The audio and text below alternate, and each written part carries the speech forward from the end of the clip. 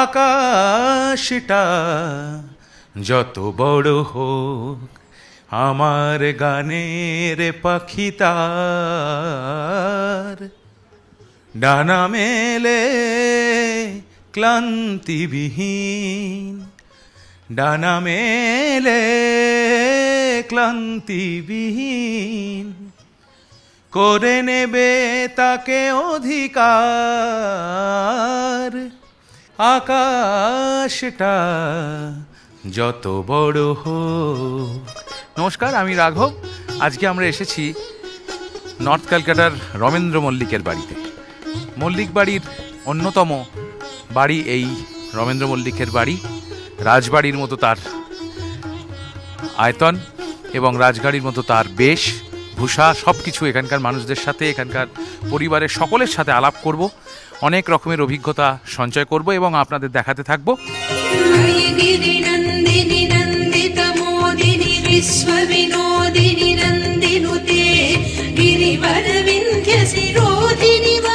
যেখানে শুনেছি যে মূর্তির ধরন আলাদা এবং শিবের কোলে মা দুর্গাকে দেখা যায়, এই ব্যাপারগুলো আপনি আমাকে যদি একটু বুঝিয়ে বলেন বা শ্রোতাদের একটু, দর্শকদের বোঝান।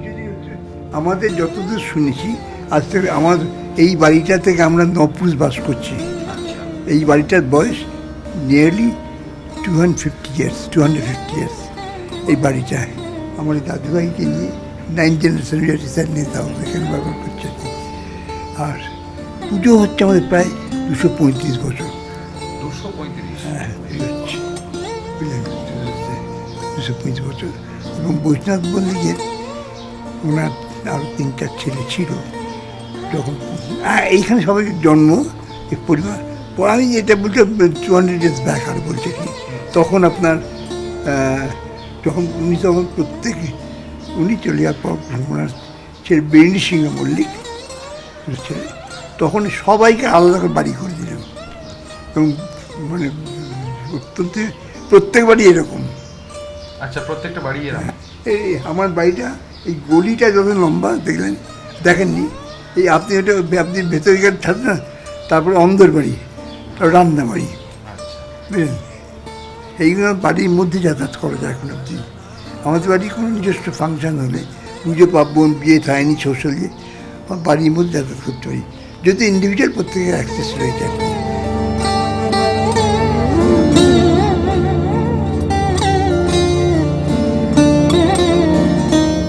যত শোনা গেছে, আমি আমার ঠাকুমার কাছে শুনেছি যে বৈষ্ণব মল্লিকে এইভাবে স্বপ্নাদিষ্ট হয়েছিল এই মূর্তি করবার জন্য আর কি। সেইভাবেই মানে মূর্তি তৈরি, সেইভাবে উনি পূজিত হচ্ছেন প্রায় 235 বছর।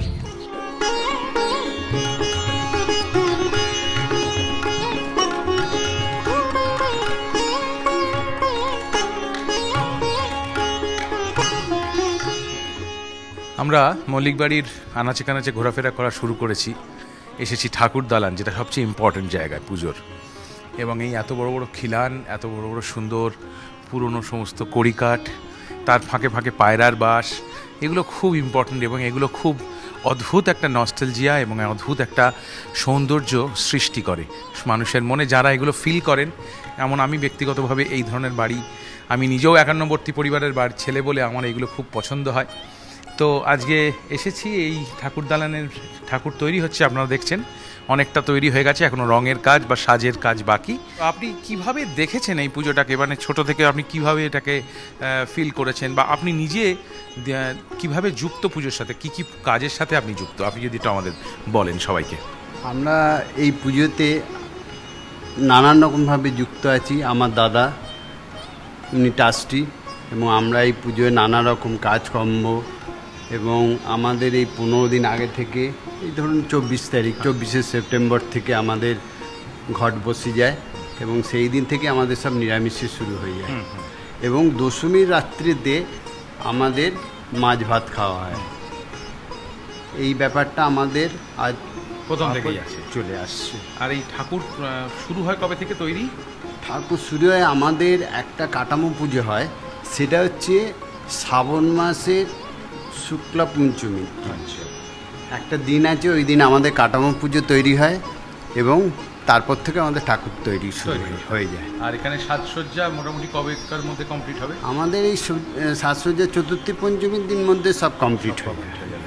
আর কত মেম্বার্স আছেন বাড়িতে মোটামুটি পুজোর সময় যারা? আমাদের পুজোতে ধরুন আমাদের এই বাড়ি আছে, আমাদের 5টা বাড়ি আছে, এবং 5টা বাড়ির মধ্যে ঘড়িওয়ালা মল্লিক বাড়ি, মানিকতলা মল্লিক লজ, গঙ্গাধরের মল্লিক বাড়ি, এই মিলিয়ে আমাদের পুজোতে 1000-2,000 আর আমাদের মেনলি যেটা হয় ধুনো পোড়ানো, এটা হচ্ছে খুব অভিনব, খুব দেখা যায় না।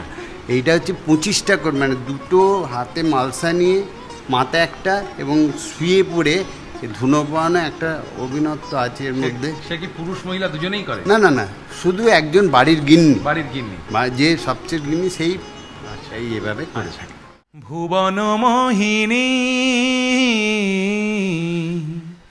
ভুবন মোহিনী বন্দি তোমারে, দুর্গে দুর্গতি হারিণী, তুমি মহাবিদ্যা আদ্যা শক্তি, এ বিশ্ব তোমারি বিভূতি, তুমি শক্তি জ্ঞান দাত্রী, তুমি শক্তি।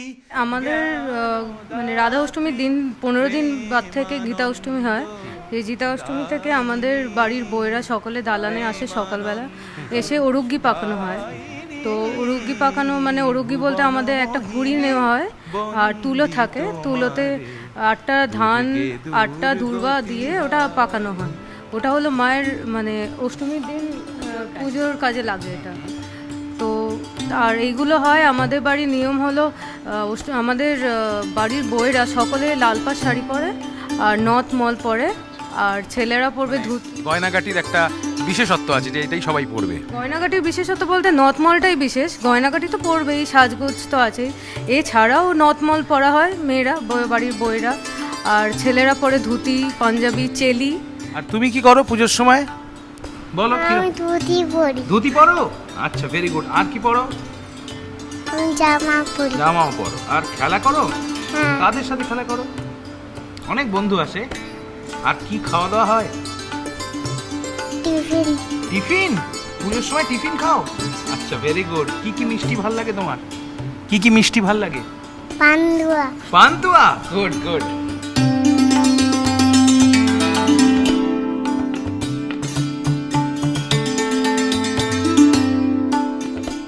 আসল কথা সারা বছরই তো পড়াশোনা চলে, তার মধ্যে এরকম কয়েকটা ছুটির মধ্যে দুর্গাপূজা হচ্ছে এমন একটা ছুটি যার মধ্যে আমার ভাই, বোন, বন্ধু, বাড়ির বন্ধু, স্কুলের বন্ধু সবাই মিলে আমরা একত্র হতে পারি এবং আমরা খেলাধুলো করি।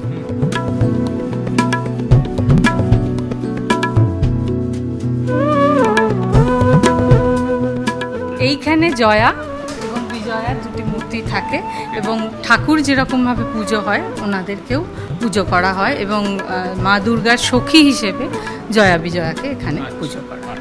আচ্ছা, তো আর পুজোর যে রিচুয়ালস প্রত্যেকটা দুর্গাপুজোয় যেরকম হয় এটাও কি একেবারেই সেম, নাকি আপনাদের কোনো বিশেষত? যেমন শুনলাম যে ধুনো পোড়ার একটা উৎসব হয়, তো ধুনো পোড়ানো হয়, এটা একটা বিশেষ উৎসব। বাড়ির বয়োজ্যেষ্ঠ যিনি মহিলা তিনি প্রধানত মা দুর্গার কাছে মানত হিসেবেই এই কাজটা করেন এবং হাতে এবং মাথায় সরার ওপর ধুনো জ্বালিয়ে আহুতি মানে পুজো করেন আর কি।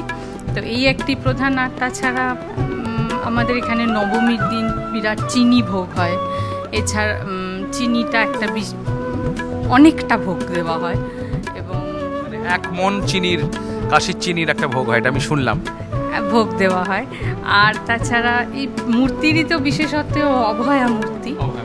অভয়া মূর্তি এখানে দশভুজা শক্তির পূজা করা হয় না, বলি হয় না, বলি হয় না এবং এখানে বৈষ্ণব মতে পুজো করা হয় দেবীর তোমারই আশায়, তোমারই অপেক্ষায়, সুখে বেদনায়, মাগো তুমি আশার আলো সকলেরই জীবনে, ঝরে পড়ে এত খুশি তোমার ইশারায়, জয় মা দুর্গা দুর্গতি নাশিনী, জয় মা দুর্গা দুর্গতি নাশিনী, জয় মা দুর্গা দুর্গতি নাশিনী, জয় মা দুর্গা দুর্গতি নাশিনী।